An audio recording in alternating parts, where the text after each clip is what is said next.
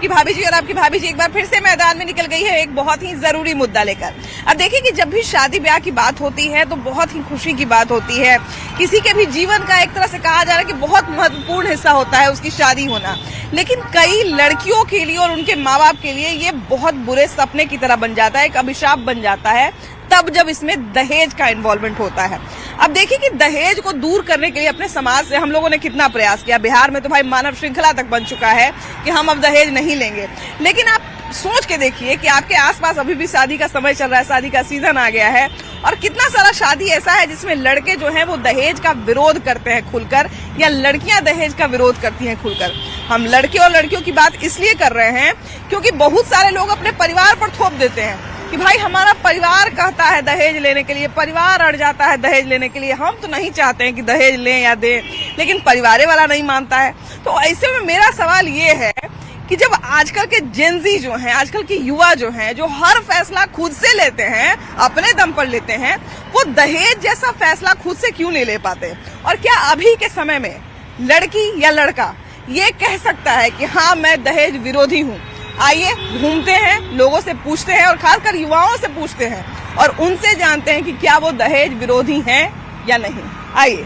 तो देखिए कि दहेज को हम लोग अक्सर पुरानी सोच का हवाला देकर एक तरह से कहा जाए कि नकार देते हैं कि भाई हम तो दहेज नहीं लेना चाहते हैं, हम तो दहेज नहीं देना चाहते हैं। लेकिन हमारे माँ बाप जो पुराने सोच के हैं, या हमारे जो घर के लोग हैं जो पुराने सोच के हैं, वो दहेज को बढ़ावा दे रहे हैं। ऐसे में जो यंगस्टर्स हैं उनका क्या डिसीजन होना चाहिए? वो दहेज को, और एक तरह से कहा जाए कि ये जो इतनी बड़ी सामाजिक बुराई है दहेज प्रथा, इसको किस तरह से देखते हैं, इसी के ऊपर आज हम चर्चा कर रहे हैं। हमारे साथ कुछ लड़कियां हैं जो अलग अलग फील्ड से जुड़ी हुई हैं, अलग अलग पढ़ाई कर रही हैं और कहीं ना कहीं समाज में अलग अलग अपनी जगह बना रही हैं। कैसी हैं आप?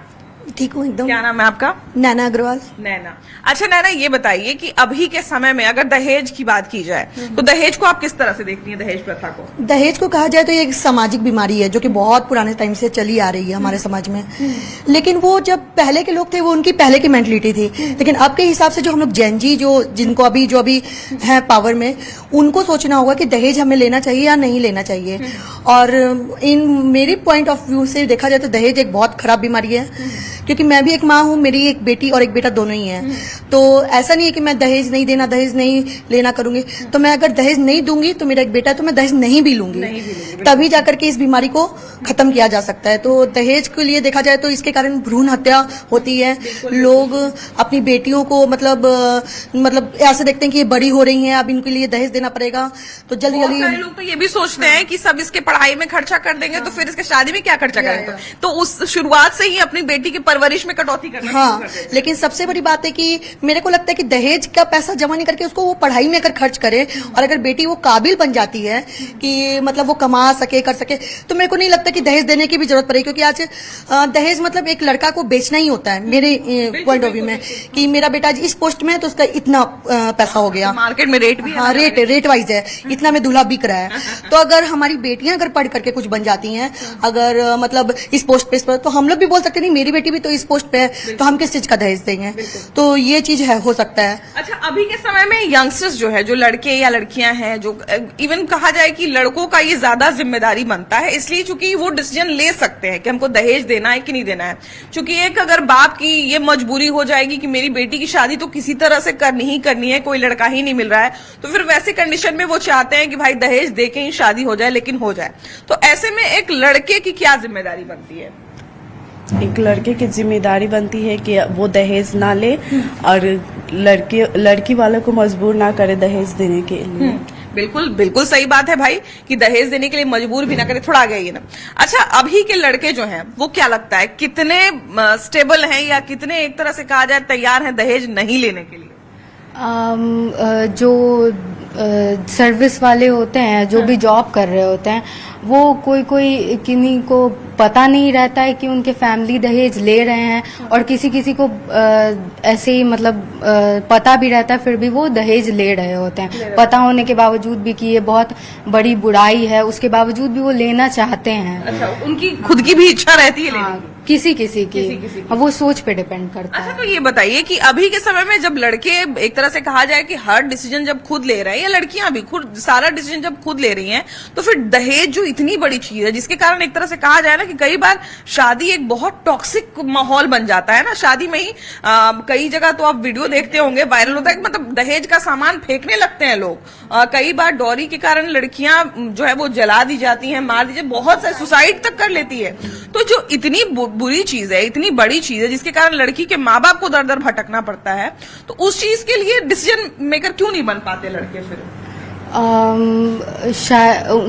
लालच की वजह से कोई कोई लालची होते हैं, कोई कोई थॉटफुल होते हैं। ऐसे भी नहीं है कि बहुत लालची होते हैं या फिर बहुत कोई अभी तक तो थॉटफुल भी होते हैं, क्योंकि वो एजुकेटेड रहते हैं, वेल एजुकेटेड रहते हैं और उनकी मॉडल्स वगैरह बहुत अच्छी होती है, इसलिए। अभी के समय में थोड़ा आगे जाइए ना, अभी के समय में एक लड़का या एक लड़की, ये दोनों का आजकल हम देखते हैं कि शादी का भी फैसला उनका खुद का होता है।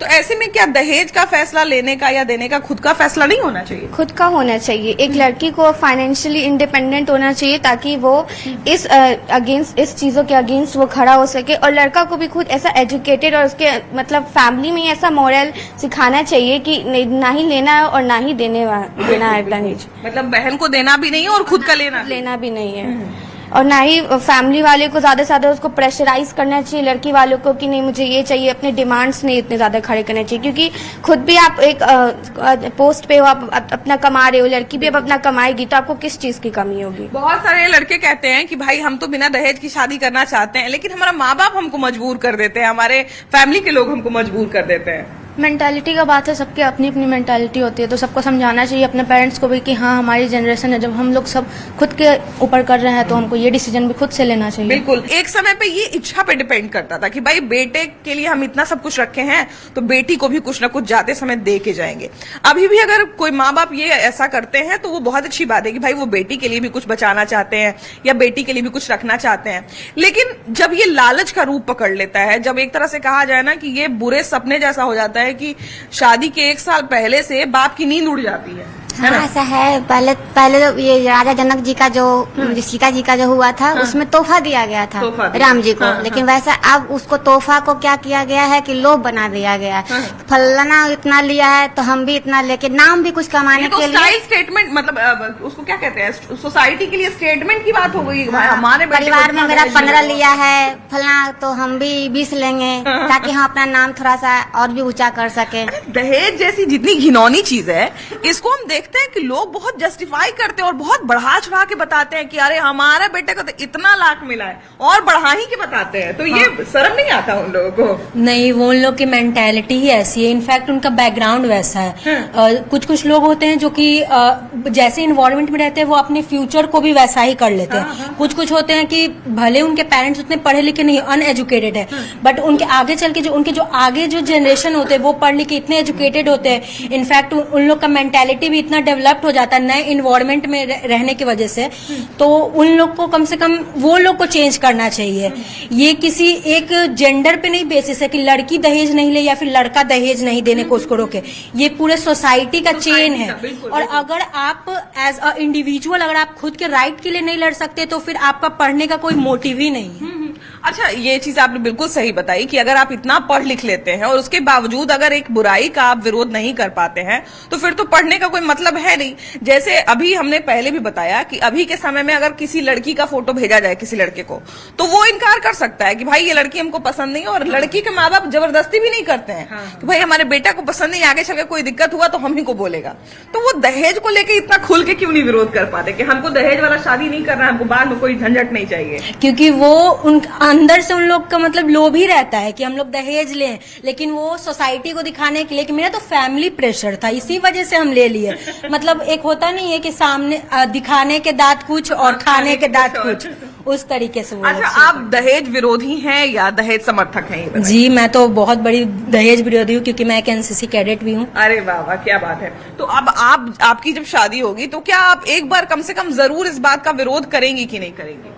जी मतलब मेरा जो फैमिली बैकग्राउंड है उसमें तो ऑलरेडी सब कोई डिफेंस सर्विस से मेरे भैया वे सब, तो इस वजह से मतलब हम लोग को तो स्पेशली है कि हम लोग खुद को अगर इतना कैपेबल बना लेंगे कि हम लोग खुद इंडिपेंडेंट खुद का खर्चा उठा सकेंगे, ऑलरेडी हम लोग को किसी चीज की नीड नहीं होगी, तो फिर हम दोनों का जो कमिटमेंट होता है मतलब साथ में कमिटमेंट करके भी हम लोग एज अ मैरिज को एज अ कर्ज नहीं बल्कि एज अ ये आशीर्वाद की तरह हम लोग देख सकते अच्छा, हैं। शादी देखिए कितनी अच्छी चीज है, लेकिन कई बार क्या होता है ये बुरे सपने जैसा हो जाता है और सिर्फ दहेज के कारण। मतलब लड़की के सामने भी ऐसा माहौल बन जाता है कि बाप रे मेरे पिता कितना दुखी हैं, कितनी मुश्किल से जुगाड़ कर रहे हैं सारे पैसों का, सारी चीजों का। अभी के समय में देखिए कि सोना इतना महंगा हो गया है, लेकिन अगर आप सोने की दुकान पे जाइए तो कोई ना कोई दुकान पर 2-3 मजबूर पिता आपको मिल ही जाएंगे, है कि नहीं? Yes ma'am. क्या जब दहेज को देखती हैं तो कैसा लगता है आपको, कैसे इसको खत्म किया जाए? दहेज लेना ही पाप है, नहीं लेना चाहिए दहेज, सबके पास देने के लिए नहीं होता है। मतलब ज्यादातर मिडिल फैमिली ये सब कवर नहीं कर पाता है।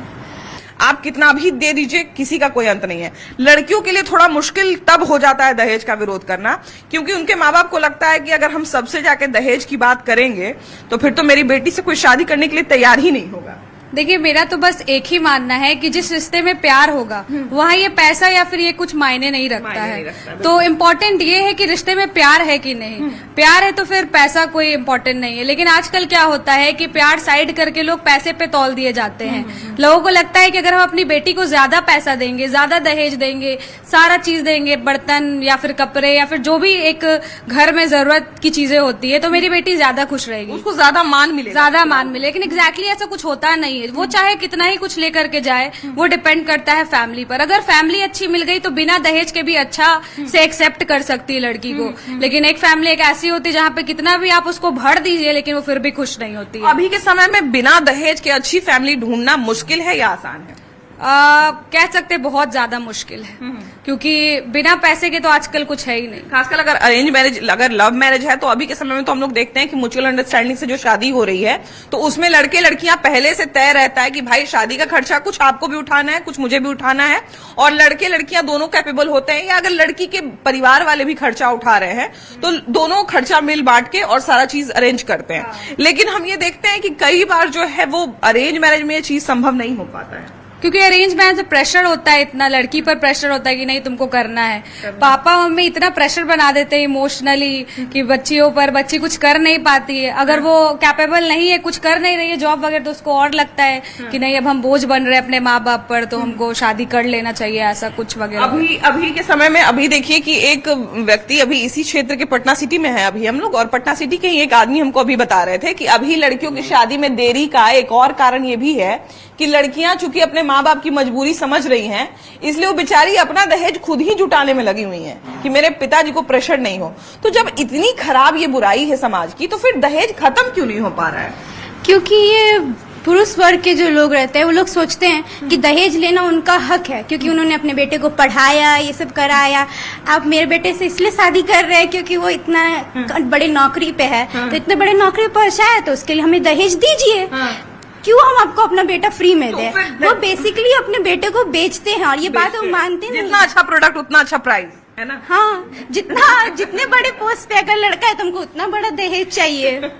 हाँ, ये तो देखते हैं हम कि भाई इतना पढ़ा लिखा है, आपको ऐसा लड़का मिलेगा, अब इसका इतना दहेज चल रहा है, मतलब कहने का मतलब बोलते हैं इसका रेट तो बहुत हाई है। वो दहेज नहीं, वो उनका प्राइस टैग है, वो रेट है जो वो मांग रहे हैं। बिल्कुल बिल्कुल। और वो ये भी सोचते हैं कि वो उनका अधिकार है कि हम मांग सकते हैं। पर लोग ये नहीं सोचते कि लड़कियों में भी उतना पैसा लगा होता है। लड़कियां अगर कैपेबल हो जाती तो उनके लिए तो कोई प्राइस टैग नहीं दिया जाता। लड़कियों के लिए तो और मुश्किल है, क्योंकि उसको उस समाज से भी लड़ना पड़ा और फाइनेंशियली भी। दोनों चीज देखना है, बाहर का भी अंदर का भी। उनको तो डबल प्राइस मिलना चाहिए, लेकिन ऐसा होता नहीं है एग्जैक्टली। तो ये बताइए कि अभी के समय में जब सारे फैसले युवा खुद ले रहे हैं कि हमें कहाँ पढ़ाई करनी है, क्या पढ़ाई करनी है, कैसे रहना है, नहीं रहना है, तो क्या दहेज जो इतनी बड़ी बुराई है, दहेज जो इतना बड़ा फैसला है, ये लड़के खुद नहीं ले सकते हैं कि हमको दहेज लेना है कि नहीं लेना है? ये दहेज लेना है या नहीं देना वो मेरा हम लोग फैमिली में, मेरा जो भी फैमिली डिसाइड करता है वो फैमिली करते हैं। तो ये खुद नहीं डिसाइड कर सकते हैं? जेंजी तो सारी चीज खुद डिसाइड कर रहे हैं, तो दहेज का फैसला खुद नहीं ले सकते हैं? नहीं, सबसे पहले तो दहेज होना ही नहीं चाहिए, ठीक है। दहेज का बात पहले होता था, वो बात अलग, अब बात अलग है। अब भाई दोनों को पढ़ रहे, दोनों को जॉब करेंगे, दहेज का बात आना ही नहीं चाहिए। भाई इक्वली सब साथ में अपना काम करें। तो क्या आप दहेज विरोधी हैं या दहेज समर्थक हैं? नहीं, दहेज विरोधी का विरोधी हैं। जी। अच्छा, कई बार क्या होता है कि जब दहेज खुद को लेना हो तो दहेज ठीक लगने लगता है, लेकिन जब बहन को देना हो तो दहेज फिर सामाजिक बुराई बन जाती है। ये भी हम लोग देखते हैं। इसीलिए हम कहे कि दहेज ना लेना चाहिए, ना लेना, इसको बंद ही करना बेटर था, बंद ही वही अच्छी बात है।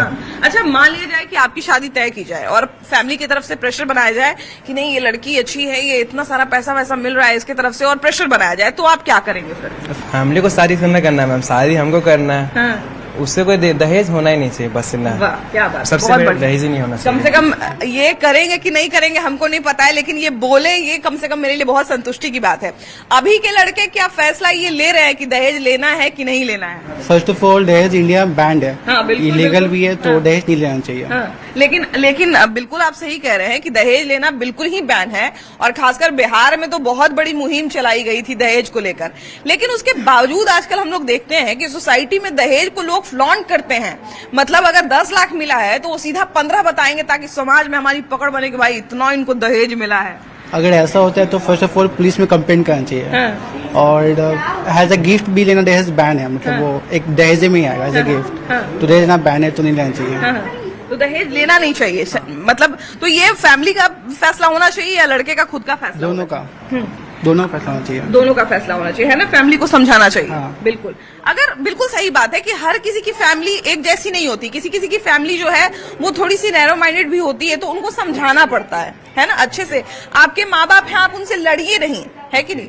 आप उनसे लड़ नहीं सकते या आप उनको एकदम इग्नोर नहीं कर सकते, लेकिन आप कम से कम उनको समझा जरूर सकते हैं, है कि नहीं? बिल्कुल। आप दहेज विरोधी हैं या दहेज समर्थक हैं? अकॉर्डिंग जैसे कि देखा जाए, अगर family first of all matter करती है किसी भी अरेंज मैरिज में, तो फैमिली की अगर रजामंदी रही तो ऐसा नहीं है कि सिर्फ लड़का वाला को ही चाहिए दहेज, लड़की वाला भी देने का पूरा प्रयास करता है।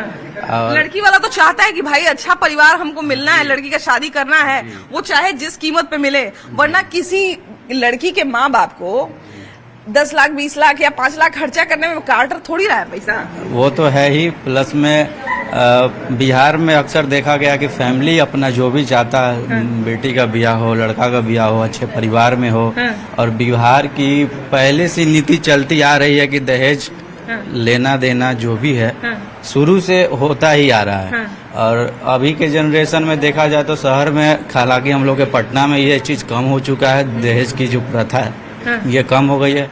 और बिहार के बाहर अगर जाते हैं देहात क्षेत्र में, तो वो प्रथा अभी भी चल रही है, क्योंकि उधर डेवलपमेंट नहीं है। अगर कोई MBA करके आया उसका भी स्वागत करते हैं, यहाँ तक कि स्पोर्ट्स में भी अगर कोई लड़का है और कुछ अच्छा कर रहा है तो लोग उसको भी अप्रिशिएट करते हैं, तो लोग की सोच बदल रही है। तो फिर दहेज के मामले में लड़कों की सोच क्यों नहीं बदल रही है? मैम, क्योंकि एक इजी तरीका होता है सामने से पैसा हटने का, और क्या। लेकिन दहेज लेना नहीं चाहिए, क्योंकि आजकल का जनरेशन ऐसा हो गया कि वो खुद का काबिल है, खुद के बलबूते पे वो बहुत कुछ कर सकता है। पहले नहीं था, पहले बिहार पहले ही से लेबर स्टेट है, तो पहले मेनली सब कृषि, मतलब वो फार्मिंग वगैरह ही करता था, तो इतना अर्न नहीं कर पाता था, तो वो एक साधन ढूंढ लेता था कि सामने से पैसा आ जाए ताकि बैलेंस हो सके। लेकिन आजकल के सब लोग अपना खुद पे डिपेंड होता है पहले, खासकर सामने वाली फीमेल्स भी आजकल तो बेटी पढ़ाओ बेटी बचाओ वाला है। अच्छा, एक बात बताइए, अभी के समय में क्या लड़कों को ये फैसला नहीं, क्योंकि देखिए माँ बाप की सोच पुरानी है या फैमिली जो भी है उनकी सोच पुरानी है, उनसे हम अब एकदम, वो माँ बाप है भाई हमारे, उनको हम बेदखल तो नहीं कर सकते हैं, उनसे हम लड़ तो नहीं सकते हैं। लेकिन क्या लड़के अभी के समय में एटलीस्ट अपने माँ बाप को ये समझाने का प्रयास करते हैं कि अगर आप लोग मेरी शादी की बात अब कर रहे हैं, मेरी शादी की तैयारी अगर आप कर रहे हैं, तो प्लीज दहेज मत मांगिएगा, जिससे भी मेरी शादी करिएगा। लव मैरिज में तो चलिए कि वो सारा म्यूचुअल अंडरस्टैंडिंग होता है, लेकिन अरेंज मैरिज में क्या लड़के ये कहते हैं कि भाई जिससे भी मेरा शादी करिएगा दहेज मत लीजिएगा? नहीं मैम, 100% तो नहीं है, 20-40% है जो खुद नहीं बोलता है कि नहीं हमें दहेज नहीं चाहिए, लेकिन 60% अभी भी समाज में जो लोग दहेज एक्सेप्ट करते हैं खुले बाहों से। और पेरेंट्स का ये सवाल, तो पेरेंट्स अभी भी ओल्ड माइंडेड है, तो वो लोग को सोसाइटी को देख कर चलना होता है। अगर नहीं लेगा तो सामने वाला बोलेगा कि आपने दहेज नहीं लिया, हम लोग ने लिया था। तो वो लोग भी देख दाख कर चलते हैं। तो लड़के मतलब क्या लड़के के माँ बाप पूरी जिंदगी का खर्चा मांगते हैं लड़की के माँ बाप? Yes ma'am, yes ma'am. कि भाई आपकी बेटी अभी जैसा बोले कि लड़की अगर कुछ करती है तब तो दहेज मत लीजिए, लेकिन कुछ नहीं करती है तो ले सकते हैं दहेज। वो भी मांगने का एक तरीका अलग होता है मैम। सब लोग बोलते हैं कि दहेज नहीं लेंगे, हमको कुछ नहीं चाहिए, जो आपको इच्छा है वो दीजिए, लेकिन वो बोलने का तरीका एक अलग हो जाता है मैम। वो भी उसमें छिपा एक शख्स होता है कि हमको ये चीज चाहिए। मतलब जो आपको जो मन है वो दे दीजिए, तो फिर कहते हैं मेरा कुछ मन नहीं है देने हाँ, कुछ भी मन नहीं है। तो इसमें लगता है लड़की के माँ बाप को भी लगता है कि नहीं कुछ दे रहे, तो वो अंदर से उनकी इच्छा होती है कि नहीं हमको देना चाहिए। तो वो भी एक मांगने का तरीका अलग होता है लड़के वाले का। अच्छा चलिए, हमने ये मान लिया कि लड़के के माँ बाप ये कह देते हैं कि जो इच्छा है वो दीजिए। अभी के समय में हमको लगता है कि सोना जो है वो 1.5 लाख के पार चला गया। फिर भी किसी गोल्ड के शॉप पे आप चले जाइए तो बेचारे लड़की का माँ बाप देख रहा है कि 5 ग्राम में हो जाएगा कि 8 ग्राम में हो जाएगा कि 10, क्योंकि लड़के को अगर चैन नहीं पहनाए, लड़के को अगर अंगूठी नहीं दिए तो मेरा तो दामाद रूस जाएगा, है कि नहीं? तो मुंह फुला लेगा। पहले तो हम लोग का मतलब स्टार्टिंग से ही चला आ रहा है, जैसे कि मतलब 1961 में स्टार्ट हुआ था, दयाराम साहनी के द्वारा किया गया था कि नहीं दहेज प्रथा को एकदम स्टॉप कर दिया जाए। लेकिन फिर भी वहां से और आज तो बहुत आगे हम लोग, सब चीज में ही हम लोग आगे हैं, लेकिन अभी भी वैसा ही जनरेशन, वैसा ही सब कुछ लिया जा रहा है। और तो जब सारा फैसला युवा खुद कर रहा है तो दहेज का फैसला खुद क्यों नहीं कर पा रहा है? नहीं, उनको चाहिए, ठीक है, अभी वो समाज के सामने बोल दे रहे हैं, लेकिन ऐसा नहीं है, ऐसा बिल्कुल नहीं है। घर में जब दहेज लेने का टाइम आता है ना, तो नहीं मम्मी ठीक है ले लो। मेरे घर का ये है कि मेरी मम्मी का कहना है, मेरी मम्मी का कि नहीं अगर हम बेटा से कम लेंगे तो हम लेंगे तो कम देंगे भी ना। ऐसा नहीं है हम ज्यादा ये करेंगे तो हमको बेटी को भी तो ज्यादा देना पड़ेगा, ये हो जाता है। इस कारण चलिए इसी बहाने कम से कम वो दहेज कम लेंगी तो सही। हाँ, तो देना भी तो पड़ेगा कम, इसी कारण दोनों में मेंटेन करके चलना है। और मेरे को तो नहीं लगता है कि समाप्त होगा, पर जो भी है अभी कम है और शायद लोग कोशिश करें, यहाँ जो भी है युवा जो भी है वो भी कोशिश करे तो शायद इसको कम किया जा सकता है। सामान में पैसा लगाया जाता है, उसी तरह लड़का भी ढूंढता है लोग। मतलब वो समझ गए, बजट के हिसाब से। जैसे नौकरी वाला चाहिए तो उसका बजट ज्यादा, जैसे सामान कोई अच्छा खरीदता है लोग, वैसे ही लोगों को समझ रहे हैं, इंसानों को। कि भाई हमारा अगर फ्रिज हमारे घर में नहीं है तो अगर हमको डबल डोर का औकात है तो हम डबल डोर का फ्रिज खरीदेंगे, और अगर हमको सिंगल डोर का औकात है तो हम सिंगल डोर का फ्रिज खरीदेंगे। उसी तरह से लड़कों के ऊपर है ना, कि अगर मेरा 5 लाख का औकात है तो ये नौकरी वाला लड़का मिलेगा, और 10 लाख का औकात है तो फिर ये लड़की। यस मैम, क्योंकि उनको बिना दहेज लिए शादी ही नहीं कर सकते। तो अभी के समय में क्या लड़के विरोध नहीं करते हैं कि हमको दहेज नहीं लेना है? नहीं मैम, जॉब वाली भी रहते हैं ना तो भी दहेज मांगते हैं, बिना दहेज की शादी नहीं हो सकता उन लोग का। कितना भी लायक रहे वो दहेज मांगते हैं। हाँ, मैंने देखा है बहुत लोग को। तो एक बार भी अपने माँ बाप को समझाते नहीं है कि अरे दहेज बेचारी लड़की घर में आएगी, इतना दुखी होके आएगी, फिर आप ही लोग को परेशान नहीं मैम, वो लोग क्या बोलते हैं, हम उसको खरीदा, हमने नहीं, वो ने मुझे नहीं खरीदा, हमने उसको खरीदा है। आपकी अपनी बेटी को लिए दे रहे हैं। हाँ, बेटी के लिए दे रहे हैं, तो फिर हम अपनी बेटी के नाम पे लिख देते हैं, उतना हम आपकी शादी किस समय क्यों देंगे, है कि नहीं? फिर अगर मान लिया जाए कि फिर हम उसके नाम पे लिख देंगे,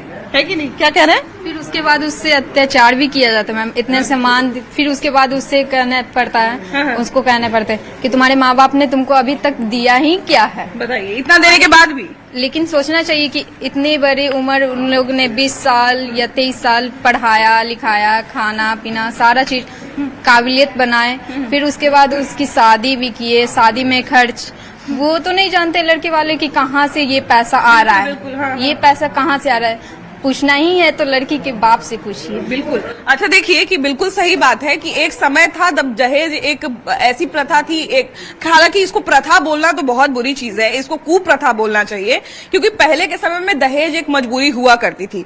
लोग जो है वो अपने बच्चियों की पढ़ाई में कटौती करते थे, सब कुछ करते थे, लेकिन अब लोगों की सोच बदल रही है, लड़की के भी माँ बाप की सोच बदल रही है, वो अपनी लड़कियों को पढ़ा रहे हैं, लिखा रहे हैं, किसी न किसी काबिल बना रहे हैं। ऐसे में लड़की के माँ बाप की सोच बदलने की गारंटी तो हम नहीं ले सकते हैं, लेकिन जो हमारी युवा पीढ़ी है उसको कहीं ना कहीं अभी जो है वो अपनी सोच बदलनी पड़ेगी, और उनको ये फैसला लेना पड़ेगा सख्ती से कि हमको दहेज नहीं लेना है। और आप भी जरूर बताइएगा कि क्या आप दहेज विरोधी हैं। कैमरा पर्सन सुबोध के साथ आपकी भाभी जी, बाय बाय।